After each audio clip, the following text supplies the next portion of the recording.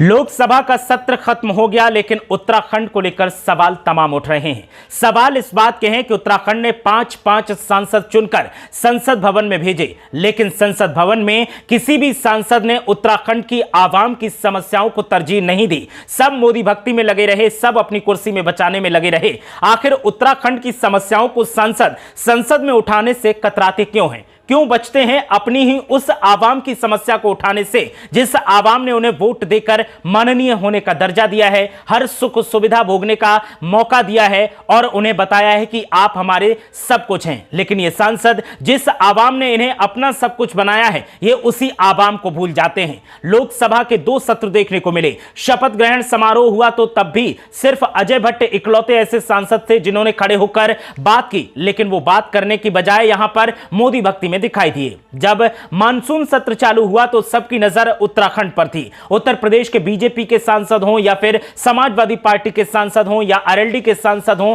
या फिर किसी अन्य दल के सांसद हों, सब सत्ताधारियों से 2-2 हाथ करने में लगे थे और मंत्रियों से जवाब मांग रहे थे कि हमारे संसदीय क्षेत्र में विकास क्यों नहीं हो रहा है। लेकिन उत्तराखंड के सांसद नदारद दिखाई दे रहे थे। उत्तराखंड की तरफ से अनिल बलूनी और अजय भट्ट ने फिर से कमान संभाली और बोलने के लिए खड़े हुए, लेकिन अजय भट्ट ने यहां पर मोदी राग ऐसा गाया कि वो सुर्खियों में आ गए और सवाल उठने लगे कि उत्तराखंड के पहाड़ दरक रहे हैं, अजय भट्ट मोदीनामा पढ़ रहे हैं। उत्तराखंड में युवा बेरोजगारी का दंश झेल रहे हैं, लेकिन अजय भट्ट मोदीनामा पढ़ रहे हैं। उत्तराखंड में सड़कें टूट रही हैं, महिलाओं के साथ में अपराध हो रहे हैं, लेकिन अजय भट्ट मोदीनामा पढ़ रहे हैं। आखिर क्यों अजय भट्ट ने उत्तराखंड की आम आवाम की आवाज नहीं उठाई? चलिए, अजय भट्ट ने बोलने की हिम्मत तो की, अनिल बलूनी ने भी बोलने की हिम्मत की और उन्होंने रेल को लेकर के मोदी सरकार की जमकर तारीफ की, लेकिन यह नहीं बताया कि रेल प्रोजेक्ट के बाद जो टनल बनाई गई और रेल प्रोजेक्ट के जो काम किए गए उससे पहाड़ों को जो नुकसान हुआ है उसकी भरपाई कौन करेगा और लोग जो प्रभावित हुए हैं उनकी भरपाई और उनके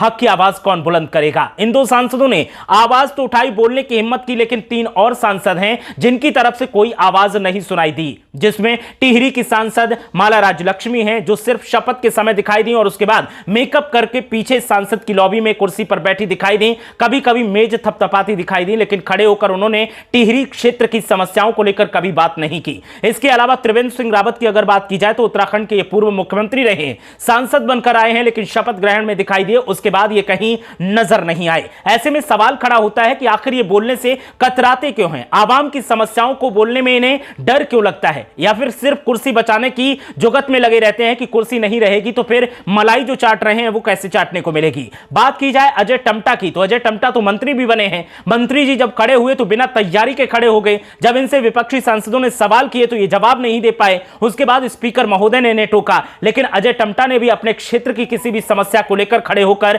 आवाज बुलंद नहीं की। ऐसे में 5-5 सांसद झंडा बरदारी बीजेपी की सदन में कर रहे हैं और उत्तराखंड के लोगों के सरबराह होने की बात कर रहे हैं, लेकिन उत्तराखंड के जिन लोगों ने इन्हें वोट दिया है उन लोगों की समस्याओं को लेकर इन सांसदों ने बोलना उचित नहीं समझा और इसी को लेकर अब इन पर सवाल खड़े हो रहे हैं। क्या उत्तराखंड के आवाम को अपने मतदान से पहले विचार नहीं करना चाहिए? क्या उन्हें नहीं सोचना चाहिए कि ऐसे लोगों को वोट दें जो उनकी आवाज को बुलंद करें, न कि ऐसे लोगों को वोट दें जो सिर्फ अपने सर्वे सर्वा और अपने आला कमान की तारीफों के पुल बांधते दिखाई दें? आवाम क्या झेल रही है, आवाम की समस्याएं क्या हैं, उन पर उन्हें बोलने से गुरेज हो। आपको विचार करना होगा और उत्तराखंड के लोगों को सबसे ज्यादा सोचना होगा कि आगे जब मतदान करने जाएं और जब चुनाव हो तो सोच समझकर वोट करें, ताकि आपकी आवाज को, आपके हक को और आपकी मांगों को लोग सदन में उठा सकें और उन्हें पूरा कर सकें। वरना आप अभी भी बदहाली का दंश झेल रहे हैं और आगे भी ये बदहाली का दंश झेलते रहेंगे।